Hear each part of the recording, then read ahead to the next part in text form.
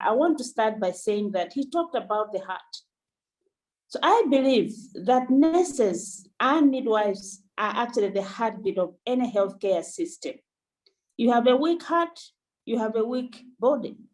A weak nursing system, you have a weak healthcare system.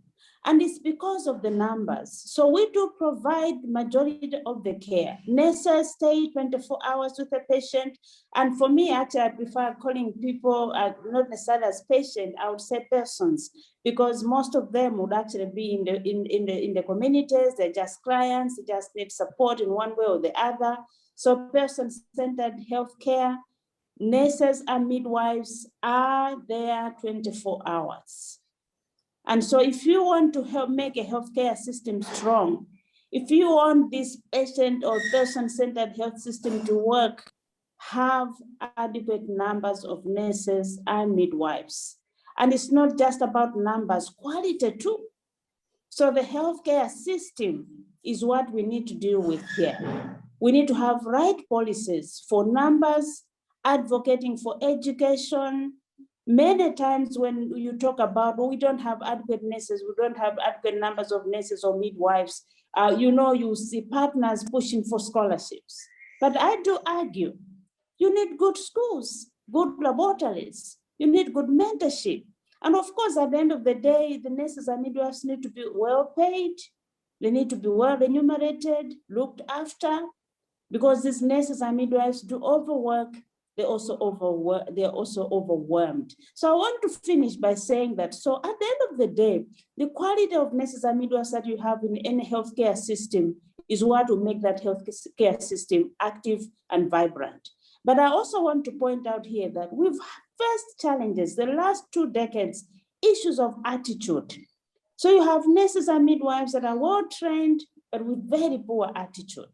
And because we have students on this forum today, I want to implore you, attitude is something that we should correct, because a simple smile to your clients can make a difference. And remember, we're now pushing to taking care back to the people. We don't want people to come to us for care, because if you're talking about person-centered care or patient-centered care, family-centered care, you have to take care to the people. So we need to promote primary health care. But I want to say, attitude makes a difference. And you can indeed have many patients on the ward, but if you walk in as a nurse and say good morning with a smile, they'll look at you and say, she's a good nurse, she's a good midwife. But if you go in, then you have your head down, you cannot talk about how do they open up to you with their issues. But I also want to, the reason I'm pushing for numbers is the only way you can really have this meaningful interaction between clients, patients, persons, families, with any health care worker, whether it's a nurse or a doctor, is when you have them in good numbers. And I want to employ on whoever is here from governments, let's invest in nursing, let's invest in midwives, in terms of numbers, but also quality of education. But also when you deploy them, they are finished school, let's pay them well, let's give them accommodation so they are happy, and then they can look after the communities. But also finally, I know you have your hands up, making sure that attitude, we improve attitude of any health worker, whether they're a doctor, a nurse, good attitude, that smile, that listening, that empathy, that is history that was there before. We need to bring it back. And that's one of the ways in which we can take back the territory. Let's take care back to the people. Thank you. Prof, my hands go up because I come from a preaching background. So that's the only reason they are up. But you touched on something very important, attitude. As a news anchor, I am implored to have a smile, because people who come to watch the news don't care whether I had a good day or not. They just want a smile. So I think you touched on something there. But as a Christian, I believe in witness. Do you have any personal experiences or examples where patients have been included in their care and we have seen tremendous transformations? Briefly. Yes, I've seen many stories. I can talk about, I have evidence even in my own research work. When you get families, patients, clients on board and they are part of the decision making, the results are always excellent. And I want to give a personal story of a woman who was giving birth, and I had a male midwife as a teacher And then I was observing the birth in a rural setting in Malawi. And this student involved this woman at every point, and they were discussing, and he was explaining everything until the baby was born. You know what the woman said to my student? Are you married? And this young man smiled. I'm not married. And I stepped in, like, why are you asking?